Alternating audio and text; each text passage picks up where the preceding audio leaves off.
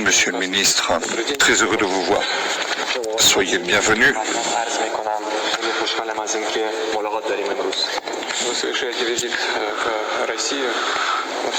Votre visite en Russie se déroule au cours d'une période difficile.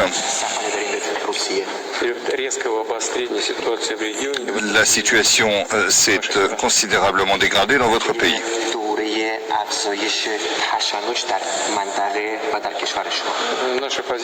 Notre position s'agissant de ce qui se passe est bien connue, elle est très claire. Nous souhaitons, elle a été exprimée par le ministère des Affaires étrangères de la Fédération de Russie. Et nous avons exprimé notre position au Conseil de sécurité de l'Organisation des Nations Unies. این موضع به طور روشن و واضح توسط وزارت امور خارجه روسیه به نماینده از طرف روسیه اعلام شد و نیز در جریان هستیم موضع کشورمون در شورای امنیت سازمان ملل متحد چی هست. L'agression non provoquée contre l'Iran n'a absolument aucune base légitime.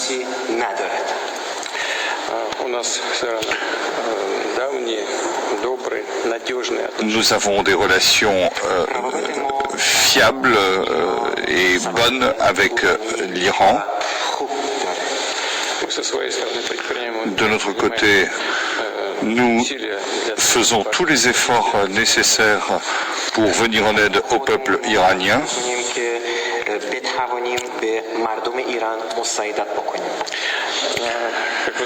Comme vous le savez, je me suis entretenu au téléphone avec le président des États-Unis et avec le Premier ministre d'Israël, avec le président des Émirats Arabes Unis, avec votre président. Je sais que vous venez de rencontrer le ministre, le responsable des Affaires étrangères en Europe. Et nous menons avec nos collègues russes des consultations permanentes sur toutes les questions, y compris les questions de sécurité au niveau mondial.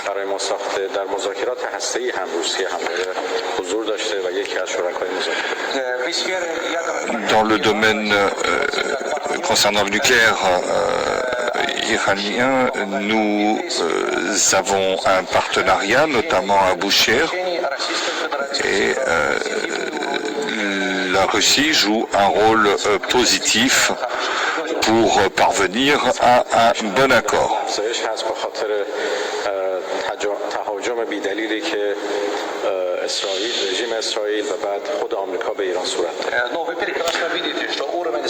Vous voyez que l'escalade actuelle a abouti au fait que des sites ont été attaqués, y compris par les États-Unis. نقض قوانین بین المللی هست و جمهوری اسلامی ایران در حال دفاع مشروع در مقابل این تهاجم هست. Ces actions agressives de la part d'Israël et des États-Unis sont illégitimes et s'inscrivent en violation du droit international. Et quant à nous, nous nous défendons notre souveraineté et toute action de défense est parfaitement légitime.